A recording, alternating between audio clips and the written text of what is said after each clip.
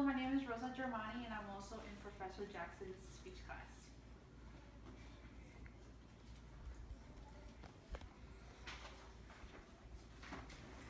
Hi guys, so today I'm going to be talking to you about materialism.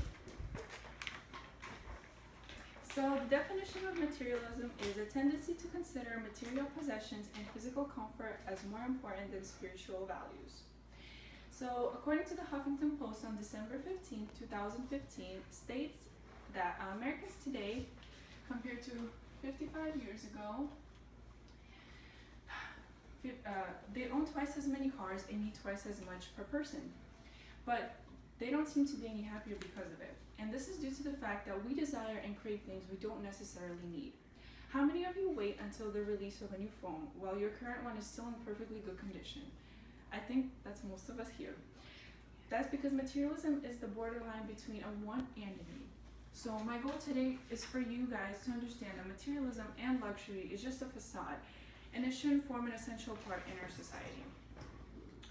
Today I'll talk to you guys about how materialism is a major concern, how to purchase or invest wisely, and imagine a society who only judges based on material possession and not personal traits and spiritual values of people. So to start off, let's discuss how materialism affects society. Can anyone tell me why we buy and spend money for things that we don't need? It's to be happy and satisfied for a brief moment. According to lifehack.org, buying brand name products just for the logo or the brand is a sign of irrational shopping. Store and generic brands have to be one of the most underused ways to save money across a range of products. The Becoming a Minimalist website states that the reason we buy more stuff than we need is that we think that it will make us more secure and happy. On average, we see 5,000 advertisements like this every day, and we're more susceptible to it than we believe. Psychology Today on September 2015 states that when we spend unwisely, we're hoping to impress and copy other people. Noticing what other people around us consume can affect what we buy. An iPhone is a great example of that. Apple works with powerful cues signaling ownership that are apparent even when the phone itself is hidden from view. Have you ever wondered why Apple earphones are still only available in white and why they don't offer diversity in generic tones? According to the Ramen WordPress website, on April 23, 2015, we buy stuff to cheer ourselves. To cheer ourselves and show others, the world, our status. Now, let's consider ways to stop these habits.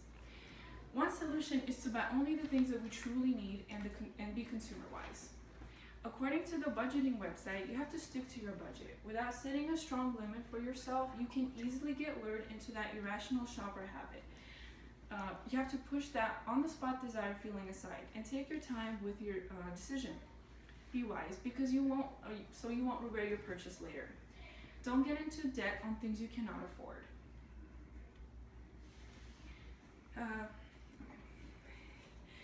The Practical Saver website states that with excessive shopping come huge bills and debts. You can always find time to spend money on shopping, eating, among others, but it's advisable to limit them in moderation. Now let's think about the future. If materialism continues, it will not only affect our budget, but how we treat and judge others based on the value of their possessions. We teach our children to measure success and happiness in life on how much stuff you have. So the concept of earning what you get, or the idea that something you don't need, seems to have been lost or discarded. So today I talked to you guys about materialism in our society. It's a habit that needs to be put under control.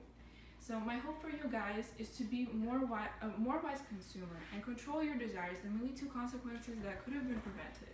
So that includes buy only necessities and understand the difference on a need from a want.